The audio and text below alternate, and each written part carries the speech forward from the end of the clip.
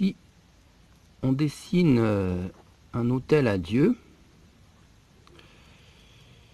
Donc on fait 2 colonnes comme ça, hein, grossièrement. Voilà. Dessus, on met une dalle. Dedans, des reliques de saints. Et voilà, ça c'est un autel à Dieu. Et dessus, on fait la messe. Voilà. Et si je change un peu comme ça, que je vous mets des trucs comme ça, des petits dessins là, et ben voilà, on obtient l'Arc de Triomphe, monument parisien.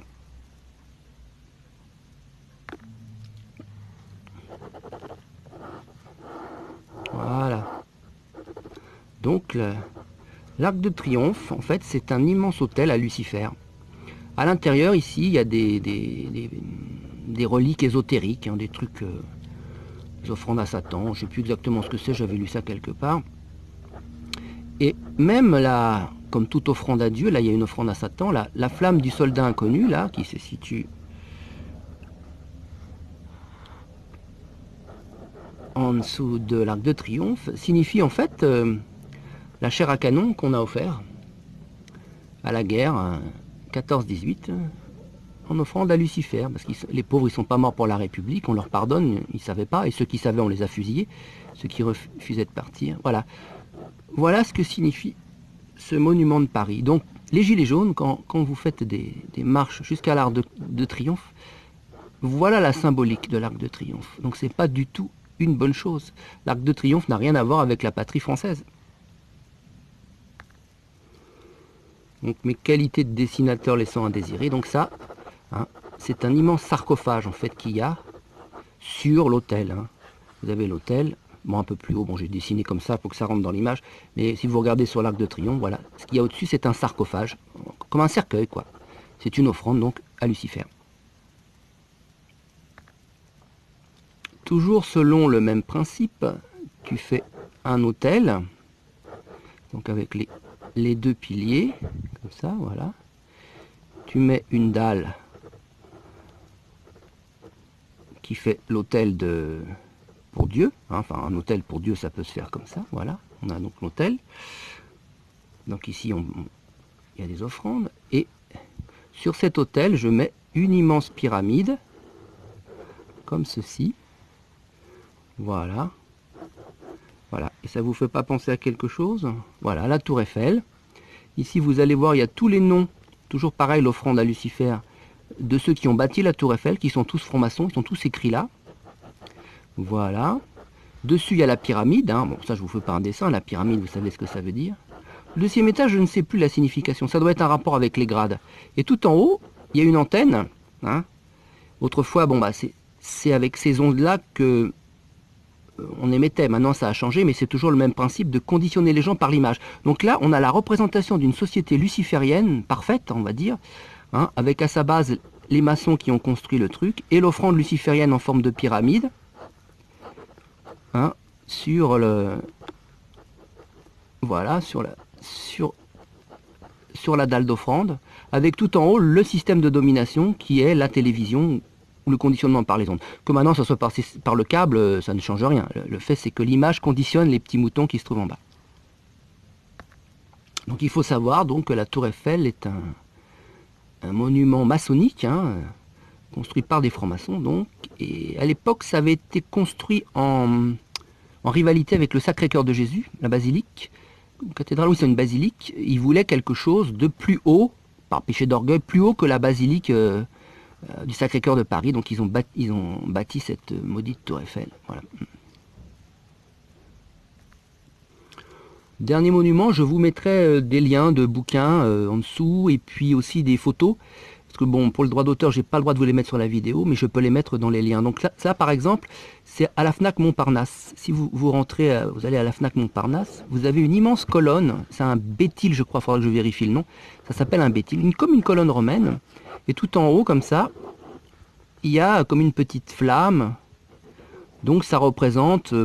là, tout autour, vous avez les différents rayonnages de livres sur plusieurs étages. Comme ça.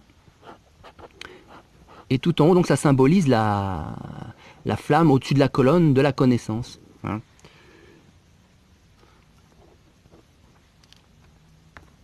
Ça fait un peu comme une immense colonne romaine au milieu de la bâtisse. Et tout en haut aussi, il y a un puits de lumière. Le puits de lumière, c'est toujours maçonnique. Voilà, et si on fait un gros plan de ce béthyle, donc de cette immense colonne romaine, tout en haut, ce qui représente la flamme, c'est ça. Vous avez un petit machin comme ça, et ça représente une petite flamme. Et ça, donc, il faut savoir que, voilà, si je mets des petites fenêtres comme ça représente la tour de Babel. Donc, la Fnac, ça représente la connaissance, c'est gnostique, quoi. Aller à Dieu par les connaissances humaines. Mais la tour de Babel, vous savez que ça a mal fini, qu'elle s'est effondrée.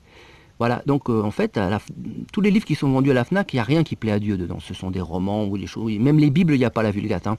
Donc ce ne sont que des connaissances non catholiques. Hein. Tous les bouquins, il n'y a rien qui plaît à Dieu en fait. Enfin, rien qui plaît à Dieu à 100%.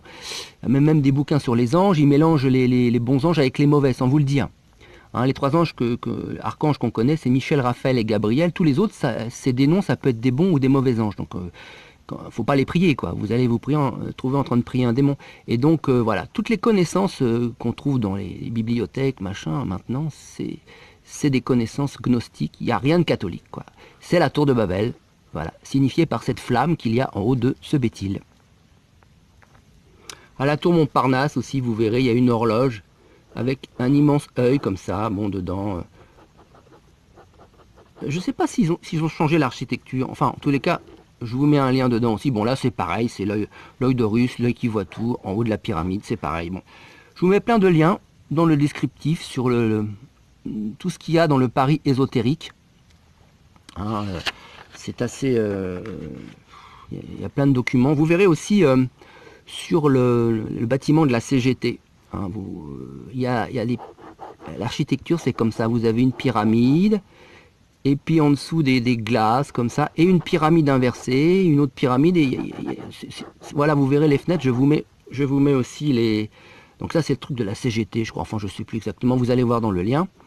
C'est pareil, donc c'est la bâtisse elle est comme ça, il y a tout un tas de vitres, comme des pyramides, comme la pyramide du Louvre, on retrouve donc la pyramide inversée. Voilà, je vous mets tout ça en dessous. Il faut savoir aussi que tout ça, ça représente un parcours ésotérique. Il y a l'obélisque aussi, le champ de Mars avec tous les taureaux, tout ça, c'est le dieu Mars. Donc dans l'axe, vous avez ça, la tour Eiffel, l'obélisque de Paris. Et tout ça, c'est un culte, vers le culte solaire. Donc c'est complètement païen. Mitterrand s'était fait représenter, il y a... avec un char solaire, une espèce d'Apollon musclé, et c'est la tête de Mitterrand dessus. Il s'est fait représenter comme le dieu, il se prenait pour le dieu solaire, quoi, avec toutes ses constructions maçonniques.